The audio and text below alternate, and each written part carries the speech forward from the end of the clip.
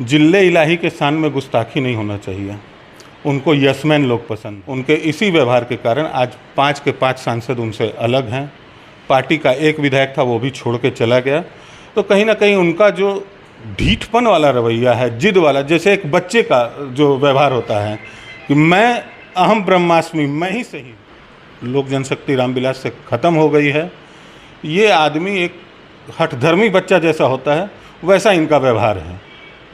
एक बात मैं कहना चाहता हूँ, भोजपुरी में एक कहावत है, जब चंड का मुंड प्रचंड हुआ तो ज्ञान घुसड़ गई खाड़ी में। घर के चिराग से ही घर में आग लगती है। आपने देखा किस तरह पार्टी और परिवार दोनों एक हठधर्मी बच्चे के आहुति में चला गया। राजनीतिक विवेक, उनका जो कहते हैं अलाइनमेंट, मस्तिष्क का अलाइनमेंट उनका ढीला हो चुका है। मुझे लगता है कि एक बार सैर सपाटा अपने सखा के साथ कर रहे हैं कहीं से, हो सकता है उससे कुछ उनको आराम मिले। वहाँ अगर कोई पत्ता भी हिलता है ना, तो हमारे यहाँ पार्टी में हमको पता चलता है। अरे फ्यूज बल्बों की झालर है, चाहे सतीश बाबू हों, चाहे अरुण बाबू हों, सारे के सारे फ्यूज बल्बों की झालर हैं। ना उनके पार्टी में संविधान है, न चिराग जी का व्यवहार है।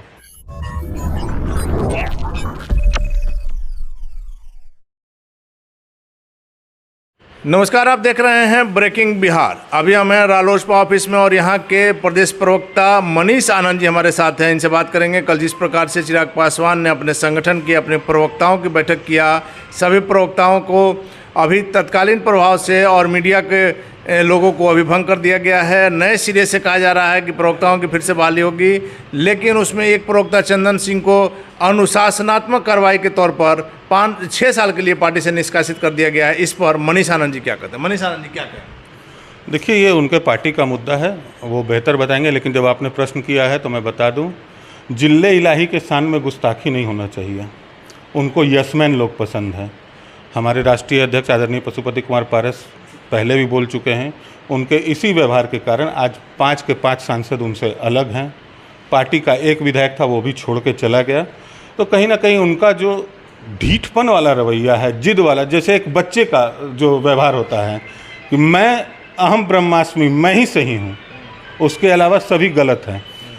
तो चंदन सिंह को हम लोग आज से नहीं 20 वर्षों से जानते हैं, हमारे पार्टी के साथी रह चुके हैं, संयमित कार्यकर्ता हैं, उनसे अनुशासनहीनता की उम्मीद नहीं हो सकती है। और कल मैं 2-3 चैनलों पर भी देख रहा था कि उनको परफॉर्मेंस के आधार पे नहीं हटाया गया है, उनके अनुशासनहीनता पे उनको हटाया गया है। तो अगर जिले इलाही के शान में अगर उनके बात से सहमत नहीं है, अगर उनकी बात को काटना अनुशासनहीनता है, तो मुझे नहीं लगता है कि ये पार्टी में कहीं भी लोकतंत्र है। लोकतंत्र, लोक जनशक्ति रामविलास से ख़त्म हो गई है। ये आदमी एक हठधर्मी बच्चा जैसा होता है, वैसा इनका व्यवहार है। एक बात मैं कहना चाहता हूँ, भोजपुरी में एक कहावत है, जब चंड का मुंड प्रचंड हुआ तो ज्ञान घुसड़ गई खाड़ी में। इसका मतलब होता है कि जब आदमी के मस्तिष्क में चंडाल प्रवृत्ति घुस जाती है तो उसका विवेक, उसका ज्ञान खत्म हो जाता है। और अनिल जी, घर के चिराग से ही घर में आग लगती है। आपने देखा किस तरह पार्टी और परिवार दोनों एक हठधर्मी बच्चे के आहुति में चला गया। लेकिन इतना ज़्यादा चिराग पासवान के प्रति आपके मन में आक्रोश क्यों?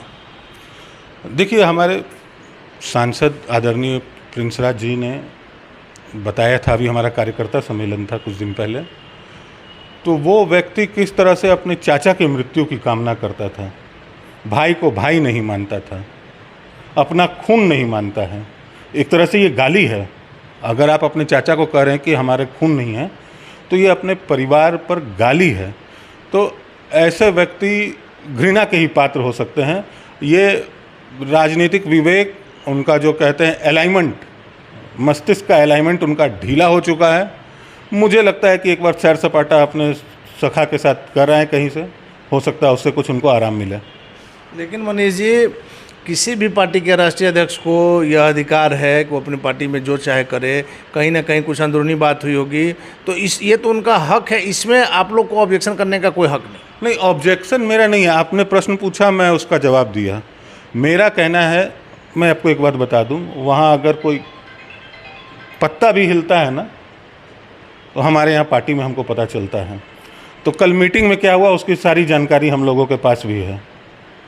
अगर मैं पहले भी कहा, अगर जिले इलाही की बात को काटना अगर बेअदबी है, अनुशासनहीनता है, तो ऐसे पार्टी में लोकतंत्र नहीं है और ये समूल विनाश हो जाएगी, अहंकार की बलि चढ़ेगी। चिराग पासवान के घर में आपके लोग, उनके पार्टी में आपके लोग पैठ बनाए हुए हैं क्या? निश्चित तौर पे देखिए, हम लोग साथ में रहे हैं, अभी 2 साल हो रहा है हम लोग को आपने अलग। कहा वहाँ का हर खबर आपको मिल जाती है। मैं बता तो रहा हूँ ना कि 2 साल पहले हम लोग अलग हुए हैं। पुराने सारे साथी हमारे आज भी वहाँ हैं, गिने चुने ही हैं, लेकिन जो हैं वो यहीं के हैं। कोई उनके पार्टी को नया ज्वाइन नहीं कर रहा है। सारे फ्यूज बल्बों की झालर है, चाहे सतीश बाबू हों, चाहे अरुण बाबू हों, सारे के सारे फ्यूज बल्बों की झालर हैं। आज अरुण बाबू पार्टी को विलय किए और उनके कार्यकर्ता कहाँ हैं? अरुण बाबू को कोई सुध ही नहीं है और ना चिराग उसकी सुध ले रहे हैं।